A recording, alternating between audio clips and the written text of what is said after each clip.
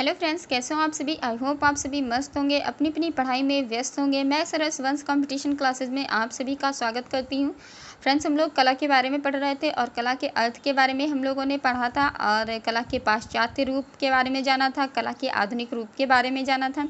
तो इस प्रकार से जो हमारा कला का टॉपिक था वह वहीं पे समाप्त हो गया था। आज हम लोग कला के षडांग के बारे में पढ़ेंगे, जो कि पेपर की दृष्टि से अत्यंत महत्वपूर्ण है और यहाँ से विभिन्न क्वेश्चंस पेपर में बनते रहते हैं। तो आप लोग एग्ज़ाम की दृष्टि से अगर देखें तो यह टॉपिक बहुत ही ज़्यादा इम्पॉर्टेंट है। आप लोग इसकी अच्छे से तैयारी कीजिएगा। तो हम लोग सबसे पहले चित्रकला के षडांग के बारे में पढ़ते हैं और जानते हैं कि जो चित्रकला की षडांग है वह क्या है और इसका वर्णन कहाँ किया गया है। तो फ्रेंड्स, जो काम सूत्र है, काम सूत्र में एक श्लोक दिया गया है। वह श्लोक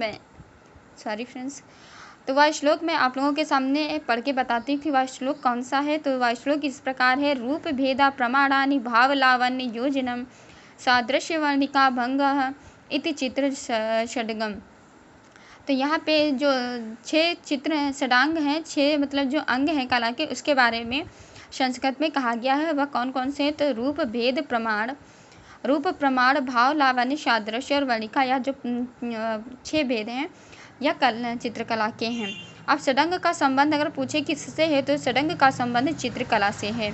और षडंग का जो सिद्धांत है वह कहाँ से लिया गया है? तो षडंग का सिद्धांत कामसूत्र से लिया गया है। अगर षडंग के लेखक के बारे में जाने तो षडंग के जो लेखक हैं वह यशोधर पंडित जी हैं। और षडंग जो है वह भारतीय चित्र के सूत्राधिकार, अगर पूछा जाए कि भारतीय चित्र षडंग के सूत्राधार कौन है तो भारतीय चित्र षडंग के सूत्राधार पंडित यशोधर जी हैं। अब हम लोग बात करते हैं अवनींद्र नाथ की पुस्तक भारतीय शिल्प के षडंग 1921। जो अविंद्र नाथ की पुस्तक के बारे में पूछा जाए कि अविंद्र नाथ की पुस्तक क्या है तो भारतीय शिल्प के षडंग अविंद्र नाथ की पुस्तक है। और यह कब लिखी गई थी? तो 1921 में लिखी गई थी। षडंग कौन कौन से हैं देख लीजिए आप लोग। रूप, प्रमाण, भाव, लावण्य, सादृश्य और वर्णिका भंग, ये क्या हैं? यह हमारे कला के 6 अंग हैं। तो हम लोग बात करेंगे सबसे पहले रूप के बारे में। तो सोमेश्वर द्वारा रचित मानसोल्लास में 5 प्रकार के रूप बताए गए हैं। कौन कौन से 5 प्रकार के रूप वह हैं उनके बारे में हम लोग देखते हैं। तो 5 प्रकार के रूप हैं विद, अविद, भाव, रस, धूलि। यह क्या है? यह 5 प्रकार के रूप हैं। मार्कंडेय मुनि ने विष्णु पुराण में, जो विष्णु पुराण है वह किसकी रचना है? मार्कंडेय मुनि की रचना है। तो इन्होंने अपनी पुस्तक विष्णु पुराण में जो रूप हैं उनके 4 प्रकार बताए हैं। यानी रूप कितने प्रकार के हैं? रूप 4 प्रकार के हैं। तो इन्होंने कौन कौन से 4 रूप बताए हैं? सत्य, वैणिक, नागर और मिश्रित। मार्कंडेय मुनि ने विष्णु पुराण में 4 प्रकार के रूप बताए हैं। वह 4 प्रकार के रूप सत्य, वैणिक, नागर और मिश्रित है। हम लोग बात करेंगे महाभारत के बारे में। तो जो महाभारत है, महाभारत के अनुसार रूपों के कितने प्रकार हैं? तो महाभारत के अनुसार रूप 16 प्रकार के हैं। अवनींद्र नाथ ठाकुर के अनुसार पहले रूप का आँखों से परिचय होता है। यानी जो कोई भी रूप है सबसे पहले हम लोगों का परिचय किससे होता है? आँखों से। फिर धीरे धीरे आत्मा से परिचय होता है। यह बात किसने कही है? तो यह बात अवनींद्र नाथ ने कही है। हम लोग बात करते हैं अजंता की माता पुत्र। तो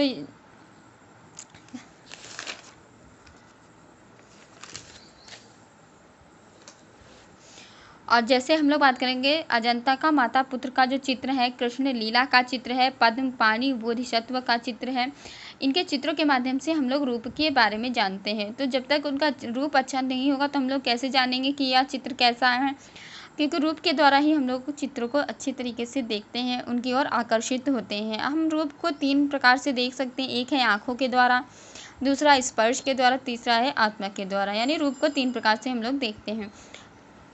अब हम लोग बात करें प्रमाण के बारे में। तो सबसे पहले प्रमाण के बारे में बात करें तो प्रमाण हम लोग कैसे लगाते हैं? लंबाई, चौड़ाई, ऊंचाई के द्वारा हम लोग लगाते हैं।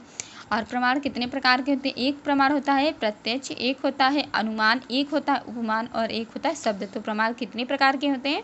प्रमाण 4 प्रकार के होते हैं। और इसमें एक इकाई का मतलब एक ताल का मतलब 12 अंगुलियां सिर होता है। सिर के यहाँ पे 4 भाग बताए गए हैं। यानी सिर को 4 भागों में बांटा गया है। एक है केश, दूसरा है ललाट, तीसरा है नासिक और चौथा है होंठ।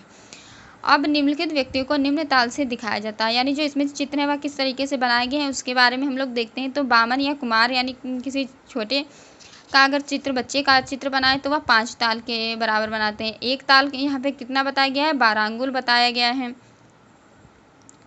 तो यहाँ पे 5 ताल यानी 60 अंगुल दिखाया जाएगा। इसी तरीके से साधारण आदमी का चित्र अगर बात करें तो साधारण आदमी का चित्र 8 ताल का होगा। औरत का चित्र 7.5 ताल का होगा। उत्तम आदमी का चित्र 9 ताल का होगा। क्रूर आदमी का चित्र 12 ताल का होगा। राक्षस का चित्र 16 ताल का होगा। क्योंकि अगर हम किसी क्रूर आदमी को दिखाएंगे तो उसका चित्र थोड़ा भयानक बनाएंगे, बड़ा बनाएंगे। राक्षस का चित्र और ज़्यादा बड़ा और भयानक बनाएंगे। इस प्रकार से चित्रों के ताल के माध्यम से हम लोग जानते हैं कि यह किसी बच्चे का चित्र है, किसी आदमी का चित्र है, औरत का चित्र है, क्रूर आदमी का चित्र है या उत्तम आदमी का चित्र है।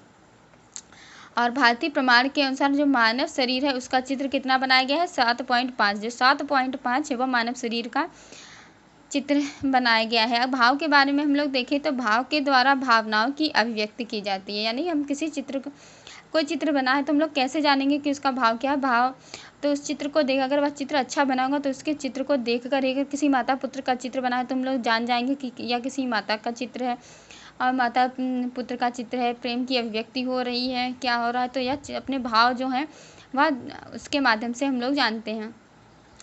भाव के द्वारा रस की भी अभिव्यक्ति की जाती है। भाव के प्रकार के बारे में अगर हम लोग बात करें तो भरत मुनि के अनुसार 8 स्थायी भाव, 33 संचारी भाव और 8 सात्विक भाव होते हैं। अब हम लोग जानते हैं लावण्य के बारे में। तो एक चित्र में लावण्य का होना बहुत ज़रूरी है। लावण्य जो है उसके द्वारा बाह्य सौंदर्य की अभिव्यक्ति होती है। यानी जब तक लावण्य नहीं है तब तक वह चित्र पूरा नहीं है। क्योंकि जब तक चित्र अच्छा नहीं लगेगा, जब बाहरी सौंदर्य ही नहीं होगा तो कोई व्यक्ति उसे देखेगा ही नहीं। तो यानी ये जो लावण्य है, चित्र में लावण्य का होना बहुत ही ज़रूरी होता है। सादृश्य के बारे में बात करें तो समानता प्रकट करना, कोई भी चित्र है उसमें समानता प्रकट करना क्या है, सादृश्य कहलाता है। वार्णिक भंग के बारे में अगर बात करें तो वार्णिक भंग का मतलब होता है भावों के अनुकूल रंग योजना कर चित्र का निर्माण करना है। तो भावों के अनुकूल रंग योजना कर चित्र का निर्माण करना वार्णिक भंग कहलाता है।